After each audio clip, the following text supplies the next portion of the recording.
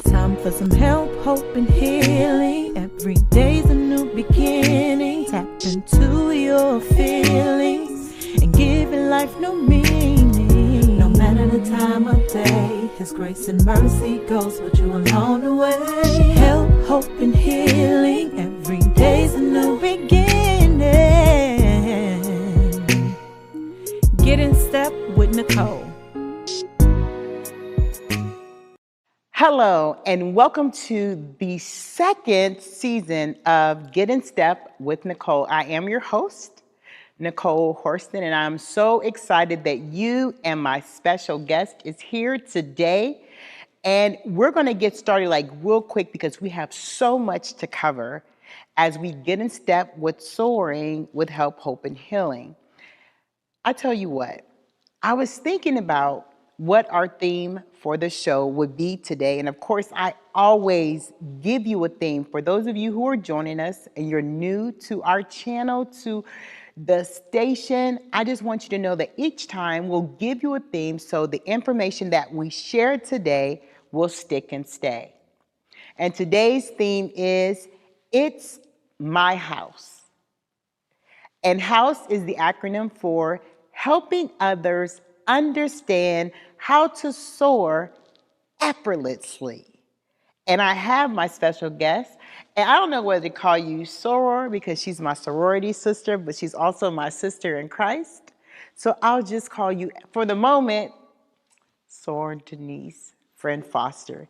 She is realtor, broker, owner, and she's going to help us because I found that with your expertise, what you do and how you live is going to help the viewers today to actually fix whatever is going on in their house, both physically and spiritually. And we're going to be using the context of the scripture, Joshua 18:8. And I brought it with me today because I really have wrote some notes down that I want you to cover throughout the show. Okay. So first of all, welcome and thank you for being here for the kickoff of our second season. Well, thank you, Sister Nicole. I certainly appreciate the opportunity to do so. Yes, and I'm so excited, seriously, because of your wisdom, because you are a broker owner and you have actually a thriving business, which is great in this economy, but you also have wisdom. You know, you've been through some stuff, you've lived through some stuff, you've also helped people go through some stuff in the housing market. Yes. And I'm telling you, I know that the housing market is, and finding the perfect house, if there's such a thing, is like one of the most egregious tasks that you have to help other people. Yes. And so I really thought about Joshua 18:8 when I thought about today's show. And it was just talking about, you know, how he told the 7 tribes to send 3 men out to Canaan and to survey the land. And so they had to come back and give a report of what they saw, a description, how the land was laid out. And I feel that that's what you do as a broker owner / realtor for the people that you serve. So go ahead and tell us a little bit about who you are and tell the audience just what you do. Okay. Well, thank you again. Yeah. So I am a transplant here to Columbus. I'm originally from Dayton, Ohio. Graduated from Ohio State University a while ago. And at that time, I thought, oh man, I have got to get out of Columbus. I don't like it. I'm going back home. And I did that. I left there, was there for a short while, left there, moved to Michigan, worked for a Fortune 500 company, got married, and a short time thereafter decided I didn't like that. And so I moved back to Dayton. And of course, when I made that move, I became unemployed. At that time, I was with a new baby.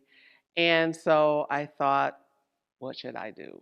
And I went on to do some things. I took employment with the state of Ohio, moved back to Columbus, and swore to Swiney that I was only going to be here for 2 years, and then I was leaving. And that's been some almost 40 years ago. Wow. Columbus has grown on me. It has become home, and in fact, I love it here. Wow.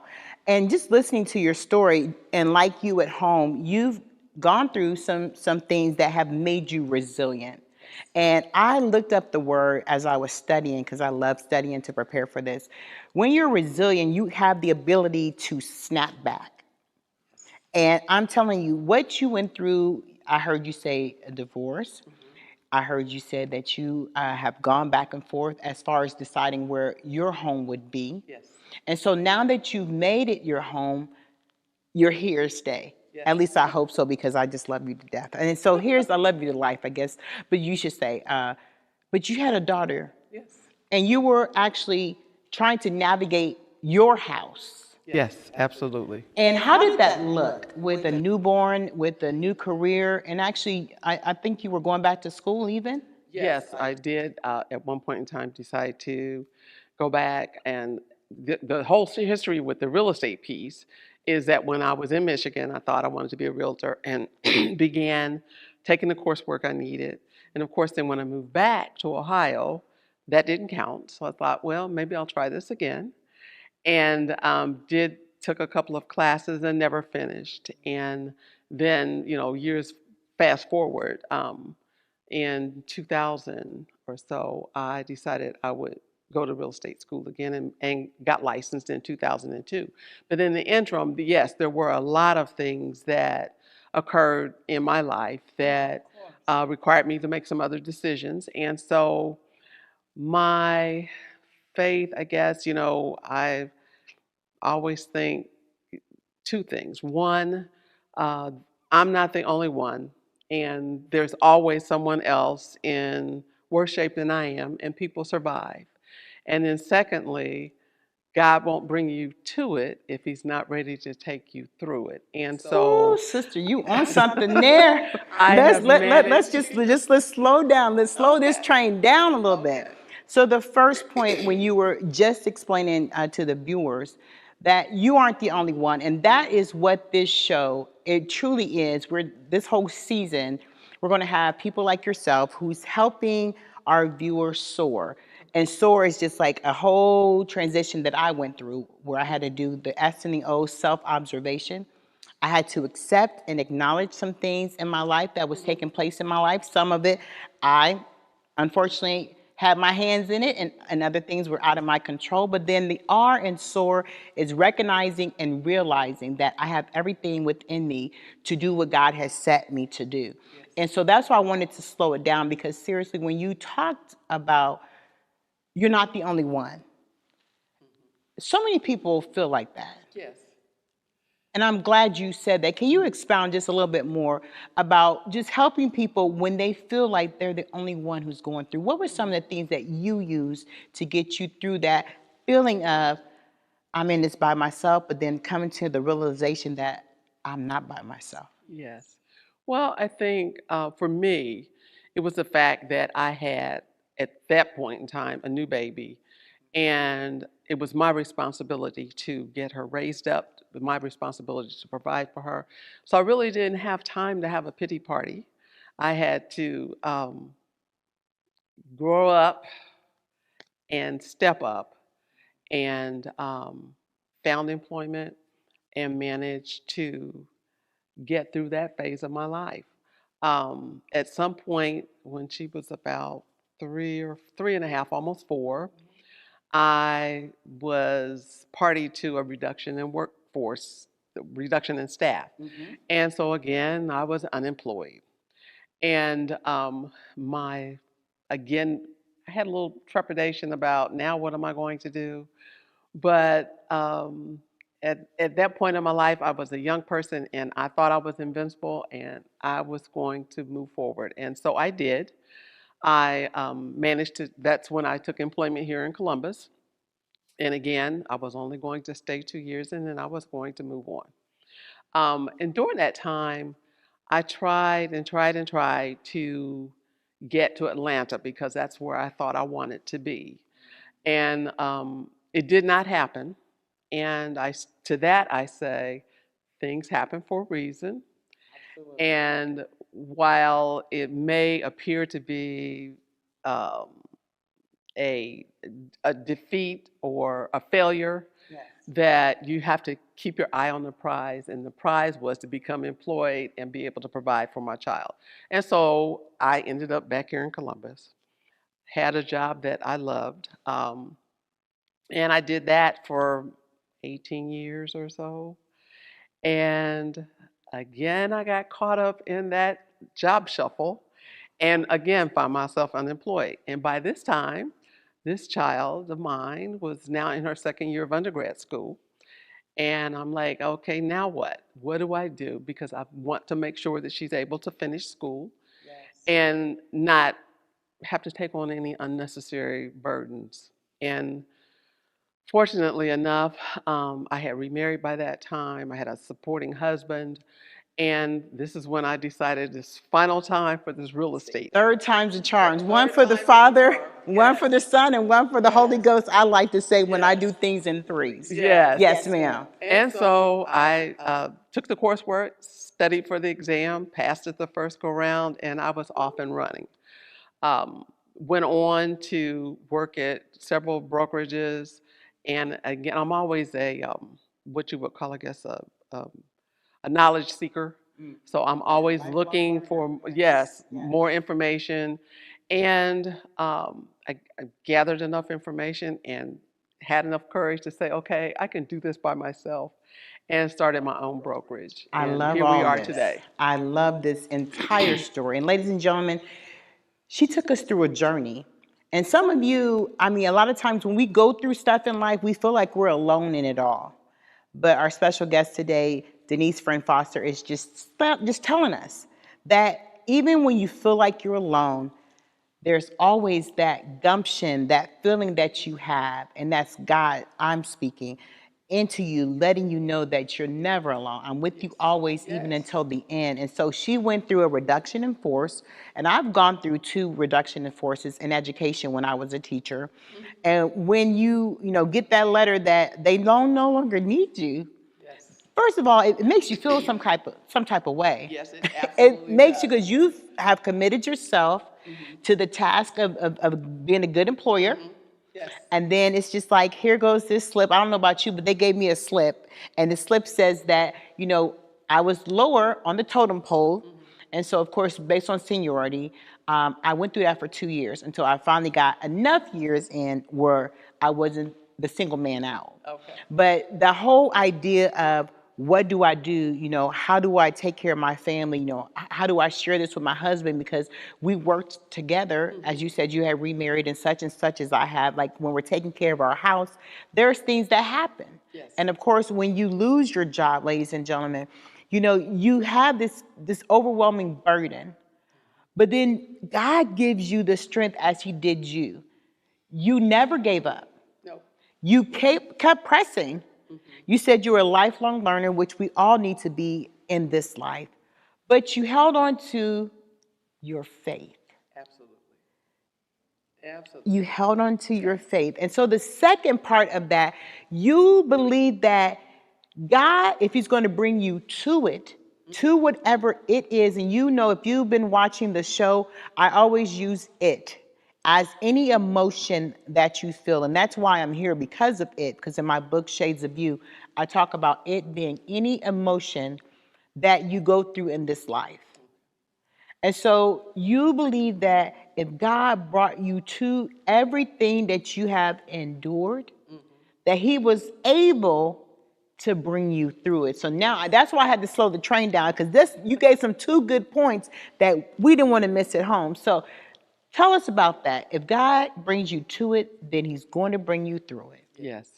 Well, and with that, you have to have established a relationship with God so that you are familiar with Him. It's just like a day-to-day relationship. The more you invest in an individual, another person, the better you get to know them, and the better they get to know you. Absolutely. And so at some point, you may be able to forecast a comment, forecast a behavior, forecast an action.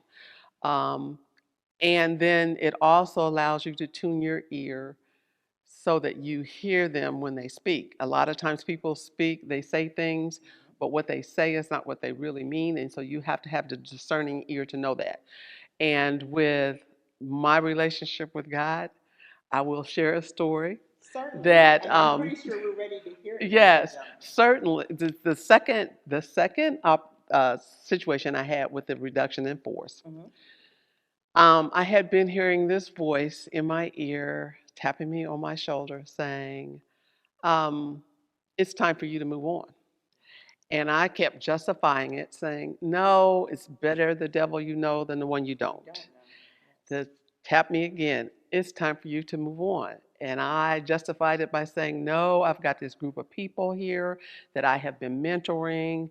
They need me here to continue to mentor them." Tapped me on the shoulder a third time. Was that three again? Yes, there's that three again.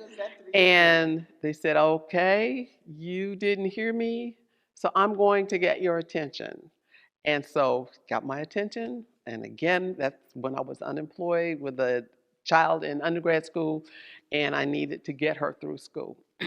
So um, you, as in everyday life, in everything you do, you need to have a relationship with God. And if you heed his direction, he will steer you down the straight and narrow path. But if you choose not to, he will get you from point A to B. It's just that you're going to have to take a couple of detours. And so um, I, I hope I have learned my lesson. Was beautiful as you look, and I'm telling you, as experienced and full of wisdom and discernment, that's why I love you so much. And ladies and gentlemen, she gave us such great points, because as you were talking, I was like, me too, because I seriously, there are times, even when I am in this position now, because of listening to God and where I was before. It was, I loved education, but education actually over time began to be stressful for me physically.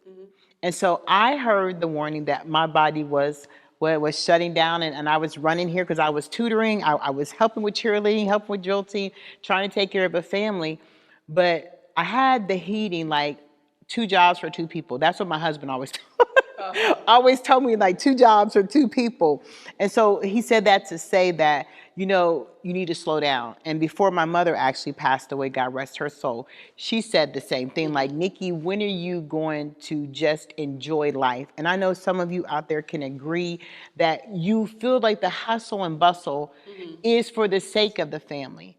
But then God is saying all the while, those three taps that you got, he was saying all the while, trust me. Yes. I already know the plan. And you guys, if you don't know, if you got to catch up with first season, if you got to binge first season of Get in Step with Nicole, our scripture is really, God knows the plan. He knows the plan for our lives. And each guest that I've interviewed and I've spoken to in this show, on this show, it really, all of us had to listen to God's plan after we tried to do it our way. Uh-huh. Yes. Yes. And that's the thing. So even with our home, so we were working on our spiritual selves. And so now you're going to help us in your business with your broker owner. Can you explain to the audience what a broker owner is? Yes. So initially, when you get your license as a real estate agent, you are a licensed real estate agent. In order to own a company, you have to do additional training for a broker. You have additional testing that you have to complete. And then you can be a broker as in manager, managing another brokerage. Usually those are found in the big box brokerages, the Caldwell Bankers, the HERs. They will have a licensed broker managing as a manager of that specific office. I am a privately held small business owner, and so my brokerage, Camelot Real Estate Group, I am the owner of that. So I am the owner and the broker and the manager. So I do all of that. You are the woman in charge. Yes, and so there, and I have agents that work within my brokerage. And you know what? Even about your story, God will advance you quicker than you think. Because I look at from when you became licensed in 2000 to where you are now, actually owning your own business, doing what you love, even after 3 tries. So never give up. Never give up, ladies and gentlemen, because that each time you went through something, I heard you say be able to discern, to listen, and to follow. Yes. Be able to discern, to listen, and to follow. And you did all 3 throughout that journey. Yes. And I know your daughter is degreed now, and she's doing her thing. And you just tell me, I seriously was thinking about your name, the business name, Camelot. That sounds so regal. It truly does. I mean, what was the naming behind it? Well, it's really kind of simple, but then I have a reason for it. So the simple piece is that that was the street that I grew up on. The bigger picture is I wanted something that sounded regal. I wanted something that sounded professional, something that sounded like a legitimate business. And so that's how we came up with Camelot Real Estate. And what's your motto? I love your motto. Our motto is treating our clients like royalty. Look at that, ladies and gentlemen. I'm telling you, even in that, it's just a spiritualness. And so tell me, how is it different using your faith to operate and function in your business? So for people who are business owners, there's some times where there's owners of companies who you never see. There's owners of company who have employees that are like, crab in the bucket mentality. And so it's all about the money. It's all about the gain. It's all about the end of the month number, the quota. But as a business owner, that's a little different for you. So how do you use your faith in getting your customers, having a relationship, as you alluded to earlier, with your customers? How is it differing? Well, I operate under the motto of my word is my bond. And so while yes, the money is good when you actually can see a transaction go from beginning to closing, um, you have to, again, have discernment because all money is not good money. There have been, on occasion, a couple of buyers and sellers that I have initially had a relationship with, i.e., a contract to help them buy or to help them sell, and they have chosen not to follow my recommendations or they have gone completely opposite of what I have recommended. And for those folks, I've had to terminate that relationship because, as in anything else, Right. if you're working with an individual trying to get them from point A to point B, and they have hired you as the consultant, as the instructor, as the whatever the term is, to help them get from point A to B, and they choose not to follow your direction, they're going to go to Z, then that makes it more difficult for you, the service provider. And so you have to decide whether it makes sense for you to extend that energy or expend that energy with that individual and they are not doing as you have requested them to do. The other side of that is as people, particularly with buyers, most times they're younger people, they don't necessarily know what they don't know. Right. And so I believe it's my responsibility because they won't remember that they made the decision. They'll remember that their agent, their realtor let them do that. Right. So I try to guide them, prevent them from making terrible mistakes that will be costly for them in the long run. And so I just feel like that's my responsibility to do that. I love that. And so gives are new, like if someone's looking for a home, especially in today's market, and the interest rates have gone up, they've just been all over the place. Houses have just been few and far between, one instance, and then they're so priced so high you can't even purchase in the other. So can you give just maybe 3 takeaways for us if you're looking for a home? Let's start with that, and then let's wrap up with if you're selling a home. So just 3 pieces of advice you can give So to a new. if you're looking for the home, there's a couple of important things you need to have in place. First of all, you need to know what your credit score is, and you need to have your financial house in order, and you need to be pre-approved. I have the ability to direct you to a lender who can help you with all of those things. Um, and then for selling your home, you need to work with a licensed realtor who will give you the real deal about pricing your homes. This market has been crazy. This year up until probably late August, early September, prices homes were the majority of the homes were going for $10, $20, $30,000 over list price.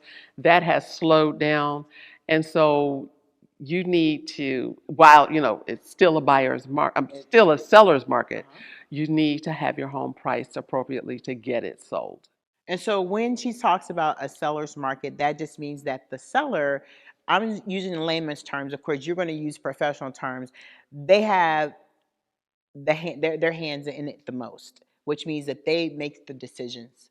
Yes. And then, of course, if it's a buyer's market, like i.e. us, then we have some flexibility in what we're asking for. Am I correct in that? Yes, and so with the buyer's market, that usually means that there are loads of houses on the market. The buyer would have an opportunity to select from a large number of homes, and so they have to be priced right. When it is a seller's market, that means that the inventory is low, so there's not as many homes available to buy, to purchase.